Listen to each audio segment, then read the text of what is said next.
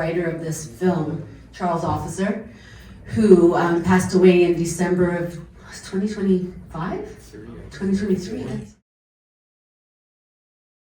And when he handed off the baton to Hubert Davis to finish this film, I don't know if you know Black Ice, a film about black hockey players in Canada. That director was given the baton to do this film.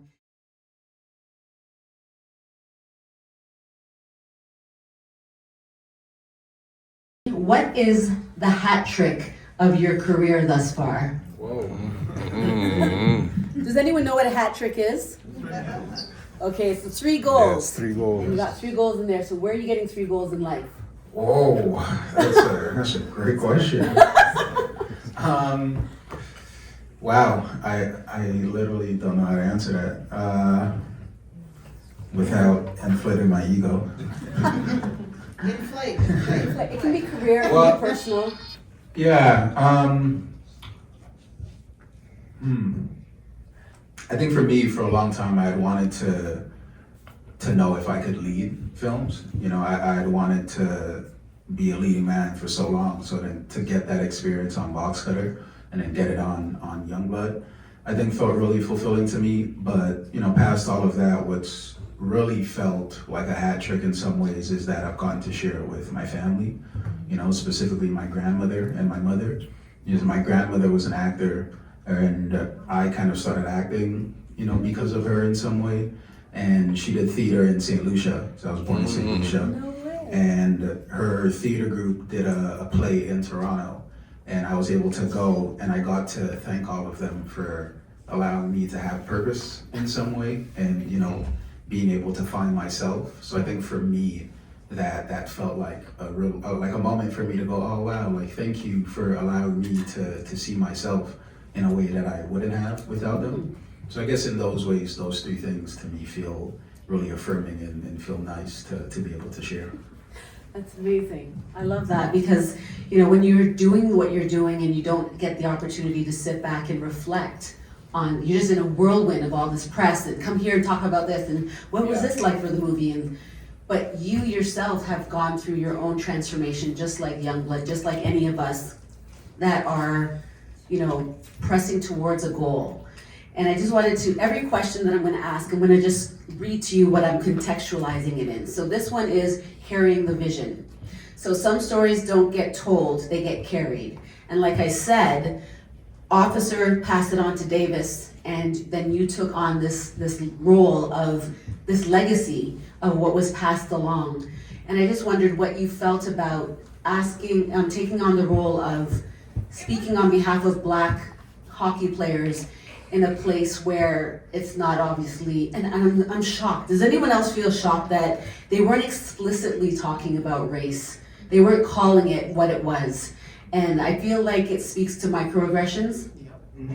That, you know, we feel something, but we don't know what that is. What was your experience of stepping into that role and having to manage it in your own body, knowing that you also experienced it outside of just acting it? Yeah, sure. It's very interesting. When I got the job, production sent me to a gym to train so I could get my body right and, you know, get my skating right. And I got there, and, you know, all these players would be in the gym and they'd be talking about, they'd just be talking. And I'm like, are they talking English? Like, it's, you know, because it was all these white guys and these like Asian guys, and there were black guys there too. But it was such a culture shift, even though I was like, yo, this guy looks like me, but he's saying things that I'm like, what is he saying right now? Wow. And they're talking English, but it's just like, you know, they'd be saying these things, and I'm trying to adapt to that. So that in itself was a shift. But then also, as when we took it into the story, there were a lot of like that scene where Dean kind of confronts the coach was a lot bigger on the page. But then as we kind of like revamped it more and worked it, we're like, this wouldn't happen. You know, Dean wouldn't have the space to express himself with such clarity and still be able to walk out and be on the team. Right. You know, he wouldn't have the opportunity to do these type of things.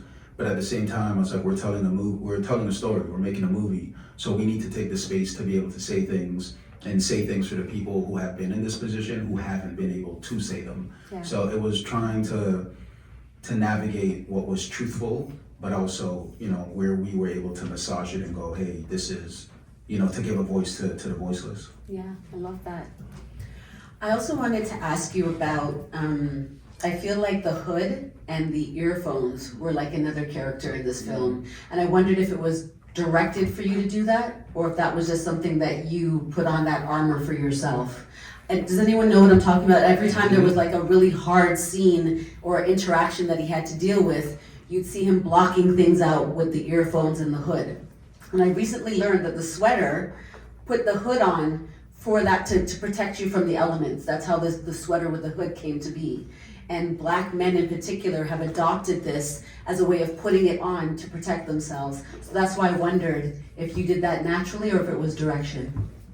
Oh wow, I haven't heard about that, Yeah. and that's really interesting to think about. I did it naturally because I thought I looked cool. I'll be real. You did, you looked cool. I was also trying to, in those moments, like isolate. So it's like it's one thing to have your headphones on and then put the hoodie over the headphones, but then I feel like sometimes when I do that, people still try to talk to me because then they don't see that I have the headphones on. So I'm like, how do I isolate, put my hoodie on, but then put the headphones over so that they just go, that's not someone who wants to be talked to. You know, so it lived like that for me, but that's really interesting to think about it in the ways of protection and, you know, comfort in a way. Absolutely, absolutely. And so many of us isolate in order to feel protected. And so I think that it's a lot of display of masculinity, different forms of masculinity in this movie. I watched the original with Rob Lowe, and I know that they can't tell this story by introducing race into this story. They had to include the Black family, and they couldn't include the Black family without the Black mother. And so even though she passes away, you know, you definitely feel like, I think Toni Morrison talks about the ghost of our past, our ancestors. And I believe that my good friend Olamide Adderley, who played your mother, who we both love, she was like a ghost to you to remind you of who you were at different parts of the film. Was that purposeful for you to hone in on that and you picked up on that in the script? Yeah, I think for me, losing his mom, in some ways, Dean lost his compass, and his dad put that compass in a certain direction, which, you know, Hubert and I, our director, we often spoke that Dean is like his mom and Kelly is like his dad. Yeah. And that Dean is softer and he's kinder, and he's not built from that same cloth. And I was raised by, you know, women in my life, and I think they allowed me to have, you know, a deep sense of understanding of myself as a full person, that I didn't have to look at myself in one way. I also had, you know, a lot of male figures in my life who gave me another side of myself, and I was able to think about myself in a full way. Yeah. Where I feel as Dean losing his mom, he didn't have that fullness. He kind of had to see himself in one way, and his father's way, you know, was not the greatest way. But his dad is also dealing with his own things, which then implements, you know, that into his kids. And, you know, parenting isn't easy. I don't have kids, but, you know, I am a son. It's not easy. So I understand, you know, how that lives. And so we tried to kind of navigate that through the character. And also, yeah, like we really honed in on this idea of that she was his compass. And in some ways, he found his way back to her and how she was trying to guide him. I love that. Love that. Are you tracking with us? Thank you for turning that light off. Oh, okay.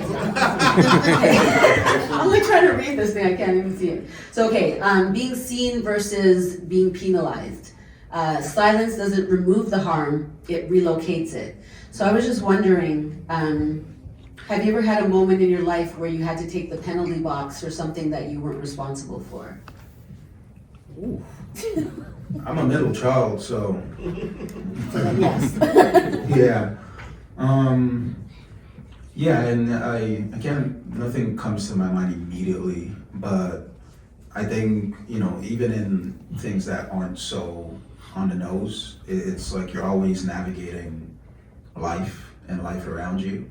I've had to kind of take the penalty for what society says a young Black man is, and I often have to, navigate how I move through the world because of that, which sometimes I'm like, I just want to be a full person. I just want to, there was a point in my life I got rid of all my like Nike tech and my like brand name stuff because I was like, oh, I don't want to feel like I need to move through the world and be seen as something, which was like, why do I need to navigate that? Right. I just want to buy the things that I want to buy and buy the things that feel good for me. But I got to a point where I was like, I need to consider, what I'm wearing when I move into the world and how I navigate that. So I guess that's in some sense, having to deal with a penalty that isn't my own. My 13-year-old watched the film before I even knew this was going to happen. So he went to the theater with his dad and watched the film. And then he heard about this and was like, you got to ask him this question. Okay. So, and because he's my son, it's not my fault that this is deep. This is just how my child is. This is how I raised him to be.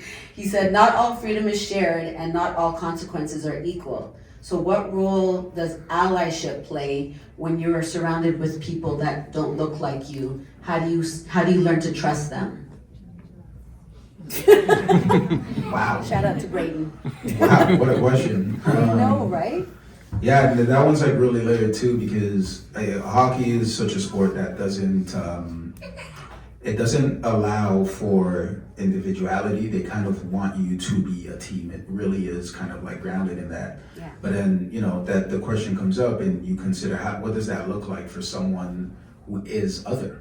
What does that look like for a young Black boy going into a space that is culturally white and that is when we talk about that specificity and how they want you to be, it's not me. I am inherently a different person and I have my own things that I can bring and that I connect to. For sure, as humans, there's things that connect all of us, but there are also things that make us, individuals and make us special and make us specific. So it was like, you trying to figure out how Dean connects to these spaces without losing himself, without, shedding everything that makes him him.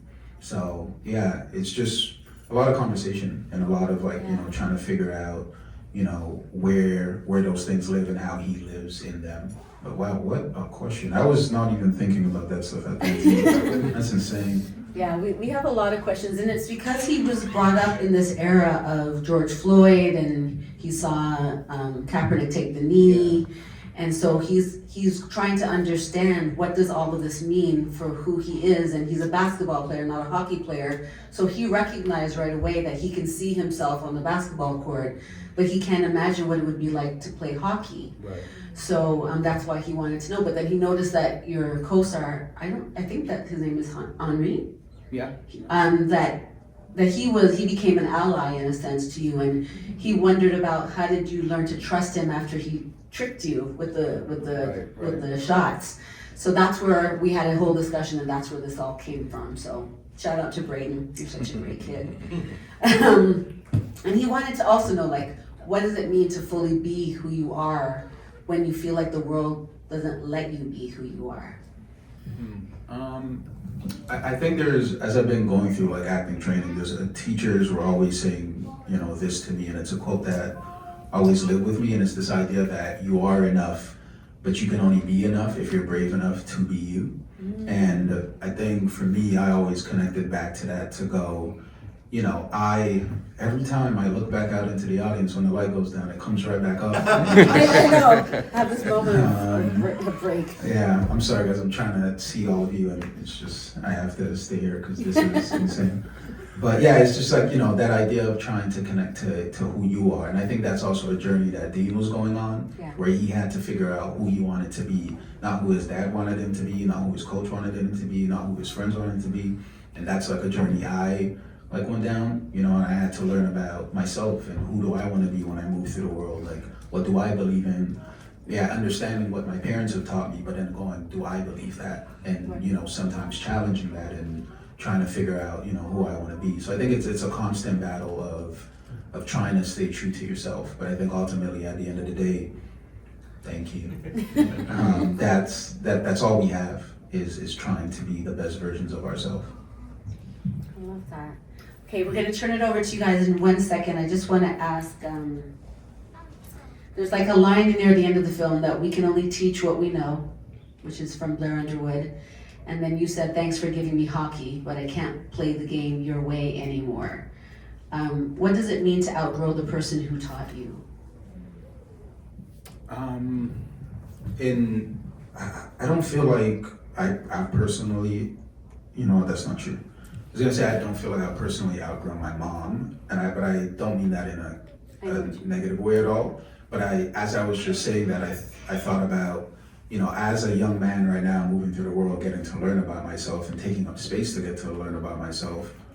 My mom at this age had me, and she had to figure out how to take care of me and my sister, and so sometimes we have conversations, and I'm like, oh yeah, like I'm going, like I want to go to Bali to do like a Buddhist retreat to learn about myself and like figure who I want to be out. And she's like, yeah, that's like very cute, And it's like, but I have the space to do that because she's, she took a hit in some way while she could have been figuring out who she was. And I'm now, she is going through that process.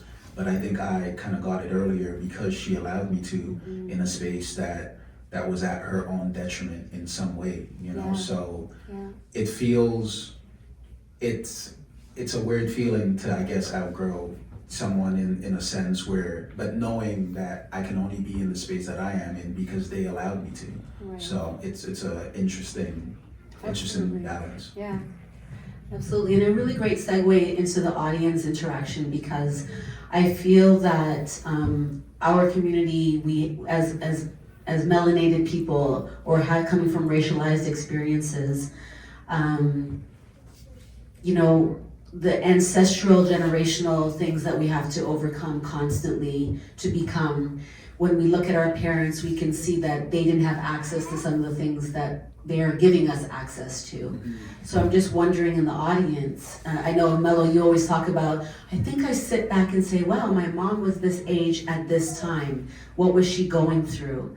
And I'm just wondering for the audience, what some of your thoughts are regarding this movie, regarding what Ashton's been speaking about with us, in terms of what you're able to let go or move forward through as you recognize the patterns in your own families. Anyone can, this is a conversation, it's not me speaking to you. Feel free to stand up and shout it out, or like this little one here, I heard him having many reactions to what he was seeing on screen. And I think about back in the day when I would get licks if I was watching something that was like a little taboo, but we're a lot more open now, and obviously our society has changed to allow for that kind of interaction. What are you noticing within your own lives that you could share with everyone so that they can learn from you as well? I just want to say thank you, first of all, for doing that movie. It touched my heart, because I was a hockey player growing up. I know what it's like entering in the room, especially as a black guy, known as a white man sport. And I grew up in Montreal, so it was French speaking. And I didn't let people know that I understood French for my protection. Right. So when I would walk in the room, they say, look at that, what does he think he's doing here? Wow. When we go down the ice, we're going to see what's going to happen. But learning to clear out an obstacle, it empowered me. So I just wanted to say I celebrate you, my brother, for doing what you did, and it means the world to me that you did. Oh man, thank you.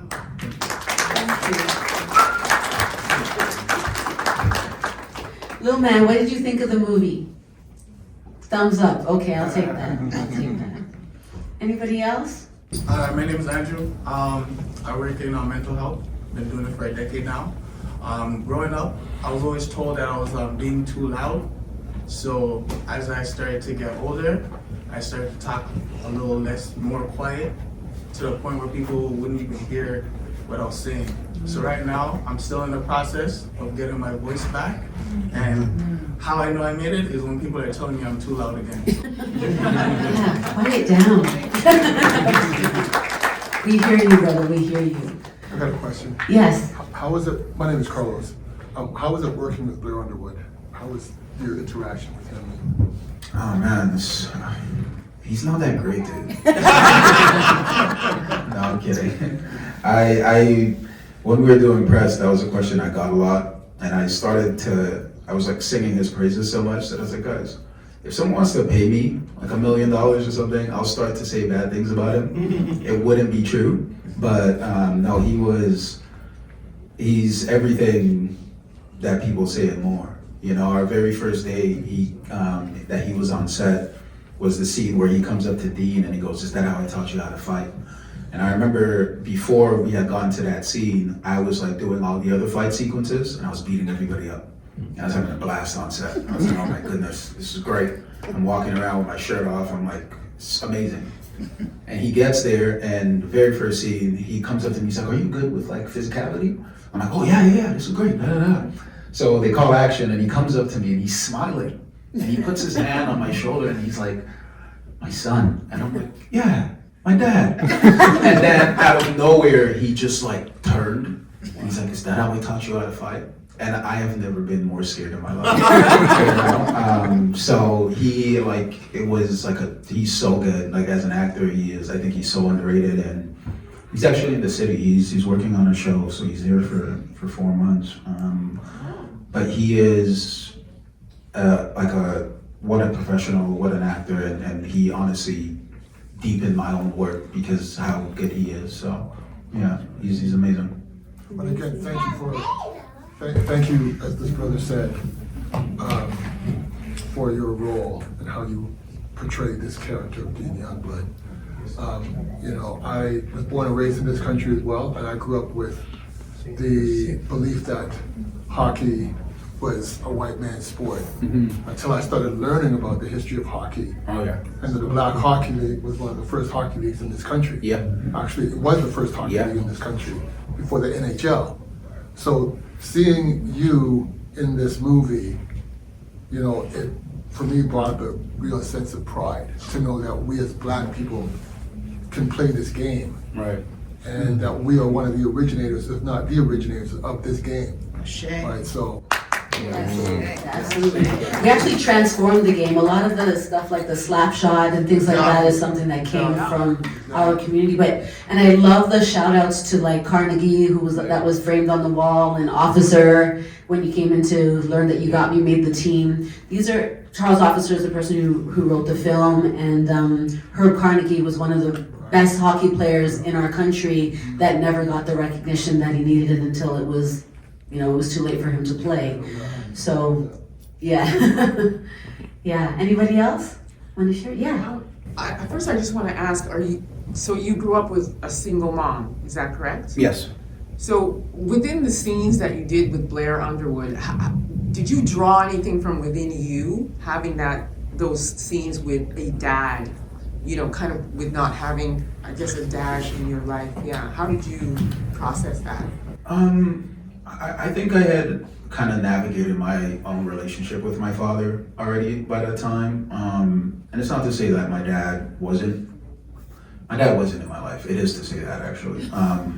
But there was a point where I was moving through the world and holding that, it was like part of my, and I like really cling to it. I was like, yeah, of course, but then I came to kind of meet myself in those ways. And I think once I met it and understood that he also was a young man and he had a life and he was trying to figure things out, and that, parents aren't perfect, I was able to release that a little bit, still disappointed by it and still, feeling hurt by it. But in some ways, it just felt like with Blair and his role in the film, it just felt all in service to Dean and all in service to what the two of you saying to me right now. I go, that's what the connection is, to be able to tell that story. It's like less about me, so to speak. There are things that I connect to that I just hold, but it was more about connecting to Dean and trying to just honor the story that we're trying to tell. It was just stellar work, really. Yeah, Thank you killed it, right? Right. You killed it. I don't know how much time we have left or if there's anybody else that wants to ask questions, but I was struck by the different relational dynamics that Dean, aka Ashton, had to go through when he felt unsafe and being forced to have conversations with people that didn't look like him, and the love relationship with this woman who, after everything that you've been through, she still couldn't, I don't know if this was purposeful. They weren't naming what was going on. They didn't explicitly name it. And I wonder if that's what it's like in an interracial relationship where the man is struggling or the woman is struggling with something identity or something that they're going through, and they turn to their partner who you're supposed to be able to feel understood by.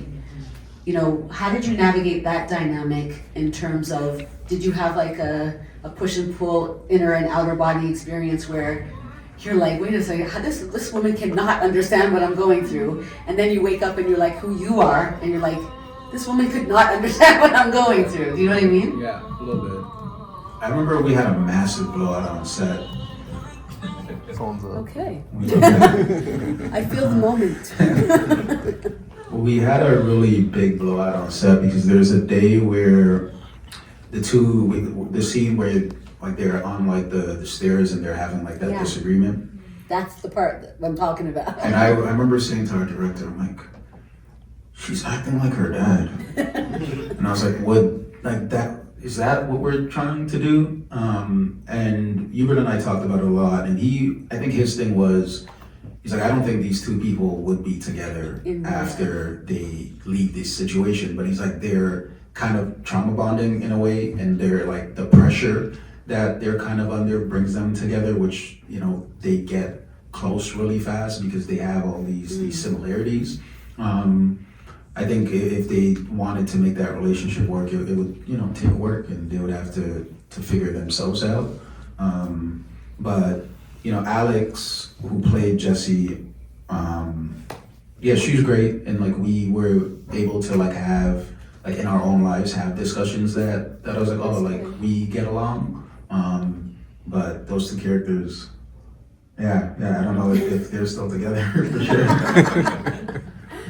And you know, there can be softness because sometimes you can act like freedom when you're in different spaces where your own community doesn't expect you to show up a certain way. You can relax a little bit. When I'm around a lot of people that are not from my community, I can relax in a way that I can't normally sometimes. Go ahead. Yeah, in watching this interview and hearing you answer the questions, it reminded me of a 1968 interview with Sidney Poitier. It's a really famous one. If you'll allow me, if you'll indulge me, I'd like to read it. The interviewer asks Sidney Poitier, some critics say your roles don't reflect the reality of the Black experience in America. They say your characters are too idealized. How do you respond to that? Sidney Poitier responds saying, well, I don't see myself being responsible to play all aspects of the Negro experience. I am an actor. I choose roles that have meaning to me, roles that reflect something I believe in. The interviewer then asks, but do you feel pressure as a Black actor to represent your race more directly? Sidney Poitier says, I am not just a Negro. I am a man, and I will not allow myself to be limited to someone else's idea of what a Negro should be. And then the interviewer asks, well, some would argue that your success comes from being acceptable to white audiences. And Sidney Poitier says, my success comes from my work, from my choices. If dignity, intelligence, and self-respect are acceptable, then I accept that. But I will not perform stereotypes to satisfy anyone's expectations. The interviewer then asks, so do you reject those criticisms? And he says, I reject the premise that it is my responsibility to portray only struggle, only pain, only what others define as authentic. My responsibility is to the truth as I understand it, and to my own sense of who I am. So in watching your film and your portrayal, and the last line you said to your father, telling him that you could not play the game his way anymore, what did you get from that line? What motivated, I guess, your response? Wow, what that's yeah. And it's been an interesting conversation going on too about, I guess, that exact thing and how Black people are portrayed in film, and if it's, you know, our responsibility to always, you know, show ourselves in like ways that aren't messy or aren't unkind. And it's like, we're full people. Right. You know, we are messy, we are unkind in moments, and we are, you know, it's a full spectrum of things. And I remember I feel like I had read that interview like at some point, and I really disagreed with Sydney. But now in this moment going, oh no, like that's actually makes a lot of sense. Yeah. You know, I personally didn't take anything from it in the ways of like moving through like the world as me. I think those things it's just like a character, you know, so it feels, sometimes it's not like a 1+1, like if I say something, it connects to me. Like sometimes it's like, they call cut and I'm like, what just happened? You know, like I'm kind of just trying to be in service to telling a story in a way that feels like is engaging and that people will want to care about this character. When it comes to, you know, I guess the interview and how it ties into the film, what I was scared of was creating an angry black boy, just because I was like, oh, that's a stereotype that has been out there, and are we doing more harm than good? And, you know, creating an angry black boy who is in a white dominated space, who's being told, hey man, you gotta chill, by all these other people, and his dad is like, hey man, you gotta fight.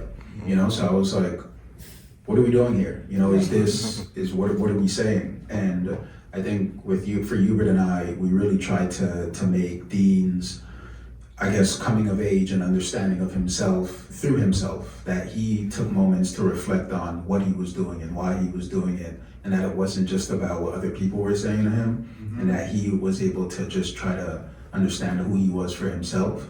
But like now out of it, I'm like, oh, that wasn't really my thing to hold. You know, we're telling this story about this young black boy who's figuring himself out, and that's okay.